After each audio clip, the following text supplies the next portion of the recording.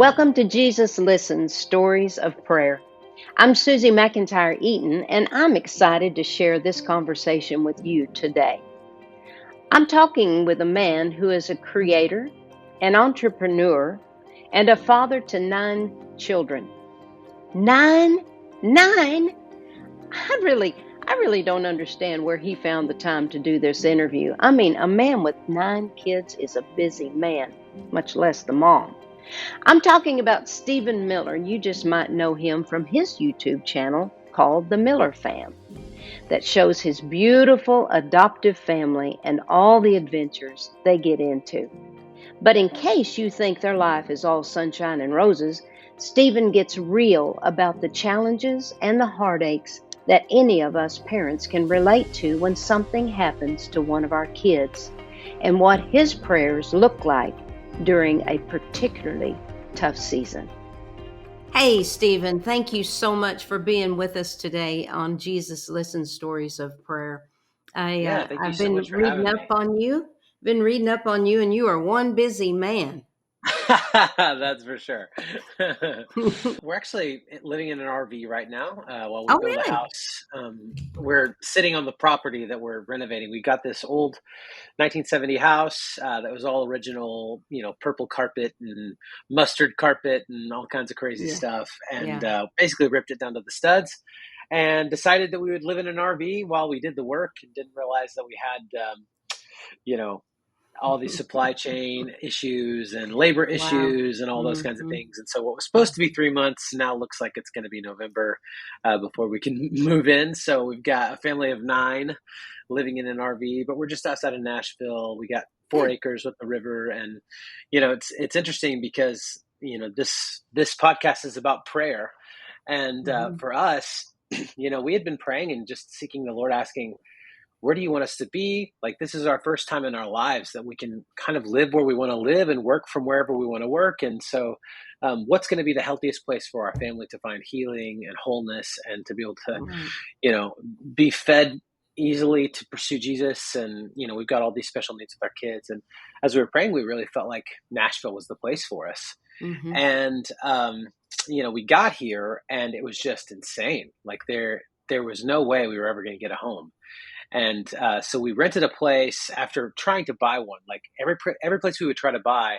And then we got to where we'd rent, and they were like, "Oh, we got 35 applications today." So we Mm-hmm. finally found a place that would rent to a family of 9 with 2 cats. And we just began to pray, like, God, did we miss the boat here? Like, what are we doing? We sold our house. What are we doing? And praying and praying and praying, and frankly, getting a little discouraged because it just didn't seem like what we had been praying for was like being answered. And a friend of ours sent us a listing, and you would have never looked at the listing and thought, oh, that's the place I want to go. Like, the only photo that was on the listing was a rusted old oven in a dingy basement with cobwebs. And so then we saw, oh, it's on acreage, and there's a river, and that was what my wife had been praying for. So we went and looked at it and talked to the guys, and they sold it to us for a steal. It was ridiculous. Of course, we got to now renovate and get the whole thing, but our blessings sometimes come with action as well. So Well, pretty cool story. you've already answered my last question, and you've already offended me about 3 times when you say anything built in the 70s is old. So Well, 70s was when I was in high school, and so, it's a relative term for homes. Would you be amazed? The quality, a lot of this stuff was still in. It was hmm like brand new yeah. because it was the original owners, and they had their rooms. Like the hmm yellow carpet room was her knitting room, and the husband wasn't allowed to go in there. Yeah. None of the kids were allowed to go in there. And then the royal purple carpet room Oh, was my. his kind of man cave. So it was hmm in great shape too. And then it's just there's a lot of fun quirks about it that were amazing. But it was also covered in asbestos, and we had to get rid of all that. So Oh, it's been a no. labor of love. We're really excited to be able to get into it and kind of make this our, quote unquote forever home, but Yes. just a place that our kids can come back to and their kids can come back to, for generations. So That's cool. That's yeah, really cool. Well, I know yeah, where your prayer life has been lately, and I understand. I understand where you're at. I understand the beauty of your 4 acres right on the right on the river. I've been in Nashville a lot. I live in Oklahoma myself, but I go Awesome. into Nashville. Of course, my sister's in Nashville. So Yeah, it's a beautiful place to raise it's kids, and amazing. I wish you all the good in that. Thank you. What influenced you in your early life? Who was your big influencer? Yeah, I actually grew up in Oklahoma as well, Oh. and we kind of moved around every few years and went to whatever First Baptist Church of name that small Hmm. Oklahoma town. That's sort of where we ended up. And so, my mom, though, I would say probably was the biggest influence on me spiritually as a young kid, because it was her desire that we would be in church. And so, no matter Right. if it was sunny morning, back then we had sunny night, we had Wednesday night, Oh boy. dinner, and Thursday morning men's breakfast, and Friday night lock-ins and mission trips and puppet team. I was on the puppet team, which is amazing. She was the puppet team leader. And so a lot of just things that I'm so so grateful for. Would wake up on Saturday mornings to my mom singing Sandy Patty, getting ready to Yeah. sing the solo in church, and she'd pray for us. I mean, she prayed for us like no one I've ever known. My Mm. grandma, the same. Right. And then you had your grandma also, Yeah, and yeah, she was helping strengthen your mom. yeah. And so tell me about this. How did you and your wife meet? How did you guys get together? Yeah. I was severely bullied growing up. So in high school, Oh, most okay. of my high school, I was 300 pounds and 5'3". So Oh. I met her right as I was sort of beginning to lose some of that weight and Mm-hmm. sprout up. Yeah. But we were high school sweethearts. I was walking into the cafeteria at lunchtime, and I was asking my buddy, who was my bass player at the time, a question, and he was at the table with her. And I just said, Matt, who is she? And he was like, "Oh, that's Amanda. She plays keyboard for me at church." And I was like, "I'm going to Oh. go meet her." So I plopped down next to her, and I'm like, "Hey, I'm Steven." And she's like, "Hey, weirdo." And so we dated for a little while, a couple years, and we actually celebrate 19 years of marriage Awesome. this year. And so we're super excited about that. Getting ready, just booked our trip to go to Cancun for a couple of days and celebrate that. And So yeah, how did this big family, how did this all morph yeah, together? So here you now in a mobile home or yeah, motorhome yeah, trailer, motorhome, yeah, yeah, on 4 acres, and you're trying to build a house, gutting a house. yeah. How did all of this get started? Well, back in 2003, and this is, I think so much of our story is in our failures. Hmm. Um, Yeah. and so Amanda and I had met. We were in high school. I did the True Love Waits thing, honestly, not thinking I was ever going to need it. Hmm. Saving myself till marriage. No one's going to want me before marriage, anyways. Whatever. Anyway, we were pretty codependent, in our relationship pretty Hmm. early on, and got pregnant with our oldest daughter, Reese, who turned 18 this year, just moved to Florida. She's amazing, and we're so grateful for that. Yeah. That was sort of the beginning of, I think, a beautiful prayer life for us, even at the beginning of our relationship, because here we are, we're teenagers. Yeah. We're babies about to have a baby, and Hmm. so that was a big part of that. And so from the beginning, we were praying, God, like, ready us to be parents. And so we were just like pressing into His Yeah. presence over and over again. And pretty quickly after we found out we were pregnant, we were told by the doctor that she was going to have cerebral palsy. Oh. And so originally, you know, the doors open for our wedding, and Hmm.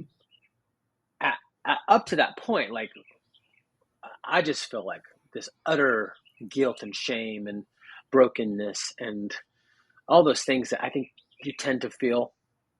And as soon as those doors open, like, I just lost it. Like, I'm bawling my eyes out. And I felt Hmm. as though the Lord were speaking to me, not audibly, but almost as clearly as audibly from the altar there. I'm pouring my feelings about you into your heart right now. This is Hmm. how I still feel about you, even now. Look at your wife, dressed in white. I've made you pure. I've washed you clean, and this is how I That's feel cool. about you. And I couldn't even handle the emotion of it. Oh I'm just my. bawling, and then there's no dry eye in the room. And I'm like, I promise, babe, I'm not like sad about this. I'm so happy about it. Yeah. And so from the beginning, we thought, like, God is really doing a new thing. And then as soon as we get back from our honeymoon, we have like 30 voicemails on our answering machine, because that's what we had back then, from the Yeah. doctor, letting us know that our daughter was probably going to have cerebral palsy. It's amazing the things that you think as a kid, but Right. in that moment, I really truly thought, oh, great, here's the judgment. Yeah. This is Oh, yeah, this is you're gonna pay for it now, aren't yeah, you? yeah, Yeah. yeah, yeah. And Yeah. now we have these miracle kids who have gone through so much and done all this, and it's just like you look back and you're like, what a fool I was to think that would be judgment. Right. But Oh, for us, yeah. it pressed us in to the throne room of God to like bring this before Him in prayer and say, God, no Mhm. matter what you say, no matter what you say, no matter what you decide about this, yet we will follow you, we will praise you, we will love Yeah. you. And so, we have Reese, and it takes 2 hours to have her because it's like the fastest birth in the world. Barely making it in time to the hospital, and she's born, and sure enough, she's perfectly healthy, and Oh, good. in the traditional sense of that word. And Yeah. um, it's just like from the beginning, like God was saying, "I'm with you. Yeah. Bring it to me. Don't fear, don't worry, don't be anxious. Bring it to Mhm. me." So we Right. had our next kiddo, Kira, a couple years later, and she was amazing, and we just began to feel like we're supposed to adopt. We'd been Hmm. praying, and I was really worried about having more kids. I grew up extremely poor, and just didn't Yeah. want that for my kids, didn't want that Mhm. for my family, frankly didn't want that for myself. I wanted to make sure I could provide for our kids, both with my finances and with my time. I wanted to make sure there was enough of me to go Mhm. around. We Mhm. began to pray about foster care, got licensed to do foster care, but through that whole process, really confirmed that we're supposed to adopt.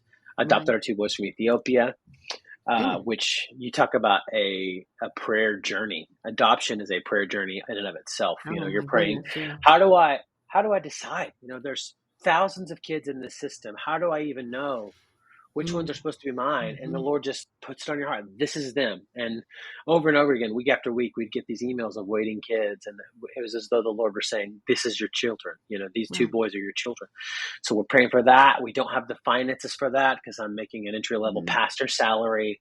We're kids still. I mean, we're in our mid Right. 20s, early 20s. And so just time after time, we're praying, okay, God, we've got this payment due for our adoption today, and we're like $8,000 short. What are we going to do? And a check would come in the mail for Right. $8,000. So we bring our boys home, and they're amazing. And you're praying that you can bond with your children, and like we're Yes. building our family on prayer all along. We're building Mhm. our family on, yes, Lord, whatever you ask, we're saying yes. Mhm. And we know that's going to make us uncomfortable. And we know that's going to put us in positions that we are forced to have faith or crash and burn. Those are our two options. So we have another baby after that. My wife says, is it Oh, crazy that I want okay. to have another child? And I'm like, Mhm. no, you're not crazy at all. You're a great mom. Let's go for it. And we just think because our first two kiddos we had so easily, well, Mhm. sure, this is going to be a breeze. We're not going to have any issues at Right. all. And then that year, 2012, we had two miscarriages. Mm. And we just began to pray, like, Lord, is this really your will? Is this what's happening? And all the while, Amanda's having all these stomach issues and like just worse pain than childbirth kind of stuff. And Mhm. and and she finds out she's got this genetic mutation. So we go to a holistic doctor, get that figured out after being in a hospital for days at a time, running Oh, tests in yeah. traditional hospitals. Mhm. And everybody all over the world, they're sending us messages. We're praying for you. We're praying for Amanda. Mhm. And they finally find that out. And the doctor says, hey, I think you're probably pregnant. So go home and take a test. You've got this Oh. thing figured out. We're treating the MTHFR, like, you're good to go. You're pregnant. I promise you, you're going to be pregnant. Go check. Sure enough, we're pregnant. We have Ethan. He's our little miracle baby, our little rainbow baby. Mm. And then just a couple years later, I'm like, honestly, I'm kind of like, we're good. Five's House is good. full. Five's good. I feel good. And then Amanda comes to me and says, hey, I think we're supposed to adopt again. Mm. And I just start from a place. I know that God's the father to the fatherless. I know that He puts orphans in homes. I know that true religion is this, that we care Mhm. for the orphan and the widow. And so this is just my framework. Like, I don't even feel like I really need to pray about it. And I'm like, yeah, we got room in the van. We got room in the house. Let's get one more kiddo, bring him into our family, give him a forever home. Mhm. And it'll be amazing. And so we start that whole process, find our little girl, Penelope. She was 12. Oh. and it would be a year, and she'd be aging out of the system in China.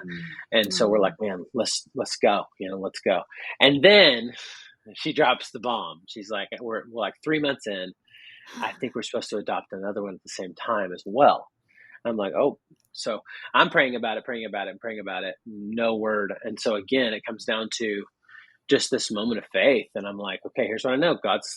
He's the father to the fatherless. He puts orphans in homes. This is true Right. religion. So I'll tell you what, we'll go forward in obedience. And if God doesn't want us to do this, he'll stop us. So we bring both of our kids home in 2017. And now we are a family of 9, which is what we are right now. Mhm. And our son is having all these seizures. And we didn't Oh. know about this. This was not in the documents. This was not in the doctor report. Nothing that we would have known going into the adoption, that he was having significant seizures. But they Right. were like maybe 30 to 40 a day.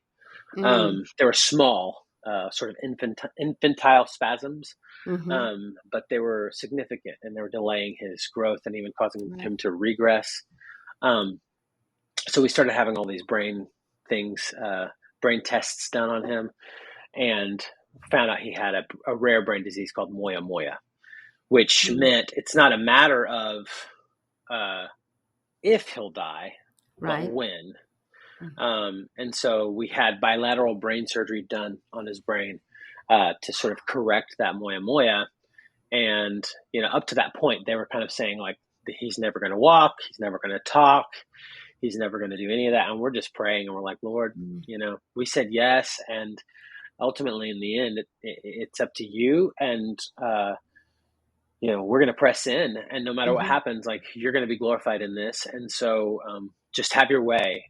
But if it be our way, do a miracle here and have this child learn to walk, have him learn to run, Right. have him learn to Mhm. talk. When we went back for his 6-month checkup, after his brain surgery, his doctor said he has a 96% blood flow on the right side of his brain now, Mm. and I think it was a 98% on his left side. And Right. so, Lord willing, he'll be able to start making some progress in the areas that he hasn't been able to up till now. Good. And it's just been amazing to watch. I mean, this kid who wasn't able to crawl when we found him, Mm. Oh, you were you know, such a blessing. You and Amanda were such a blessing to him. I mean, my goodness. we think about how we can get these kids in our homes, and have them, and we enjoy them so much. But if you Mm-hmm. hadn't come along, if Amanda said one more, had she hadn't have said that, Mm-hmm. this little boy he would have died. Yeah. Well, and I think about it as much as the way that the Lord works is so often that we're the ones who get the blessing more than anybody. Hmm. And I think our son, he's probably, I don't know what his pathway would have been Hmm. otherwise, Yeah. but I know that we would not have seen God move the way that we have, Right. and have seen the blessing of walking in obedience, and have seen the miracle of God doing something that only he can do. God calls us to do hard stuff sometimes. Sure. He just does. Sure. And if you're spending time in prayer, not just speaking, but listening, and that's what I love Hmm. about your books, Hmm. is with Jesus Calling. It's a practice in active listening, Right. because you kind of give us a prompt, right? Hmm. I Hmm. would say that's That's right. more than saying like, this is exactly what God is telling you right now. Although, because it's come from Scripture, it is God speaking. It's a prompt. It's like a Hmm. conversation starter with you and It God. And is. it's the same with your new Jesus Listens book. And I've been going through it the last week or two since I got it from you in the mail. And it's just such a beautiful conversation starter between God Exactly. and me. And Yeah. I would say that when you're truly having consistent conversations with the Lord, he's going to call you to do hard things. Hmm. And the beauty of that is it's an invitation to see him move in mighty ways, in powerful ways. Right. And if you're never being challenged out of your comfort zone, I don't know. I mean, maybe you just have more favor from the Lord than I do, but Maybe so. or maybe you just learn more easily. I don't know. I think I learned the hard way, which is the whole point of my book, is I learned the hard way a lot. You know what really amazes me about this book, Stephen, is I don't know if you've done it, but in every salutation and every ending, she has a different thing. I mean, that's 365 mix ups, you know? My Mm, loving God. Back here on April, compassionate Jesus. The yeah, next day, sovereign Lord. yeah. Amazing what Sarah Young does with this book. Mm, And, hmm. um, and like you say, it's, you open it up and it's just an open conversation and it Yeah. helps people to say, okay, God, where are Hmm. you in my life today? And this has Yeah. hit me right between the eyes several Hmm. times. You know, Yeah. I've been going through quite a hard time with my health lately and just opened Mm, it up one morning in March, and there it was, just wow. like he was listening to me and hearing my prayer. That's So amazing. would you want to pray for our folks out there that are watching us on the YouTube channel today? Yeah, I would love to. My loving God, you are my strength. I begin this day feeling weak and weary, but that's okay. My weakness is a reminder of my dependence on you. I need to remember that you are continually with me, and you will help me as I go along my way. So I take hold of your hand in joyful trust, asking you to strengthen me and guide me. Help me to keep moving forward step by step and to trust wholeheartedly that you know what you're doing. I'm learning that perseverance and trust make a potent combination. In your strong name, Jesus. Amen. Stephen, you've given us a lot of time today, and I can imagine that's what makes you a great husband and a wonderful father, that you gave us your time out of your precious day. So thank you for being with us. We really, really appreciate you and everything that you're going about and what you're doing with your life, with your career, everything that's going on with you. I just encourage our listeners today to get involved with the, Yeah. what do you call it? The big family? The Miller fam, actually. Yeah.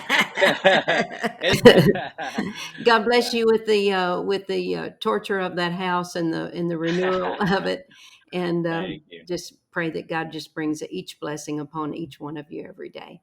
Thank you so much. Thank you. God Yeah. bless you. Have a good, you too.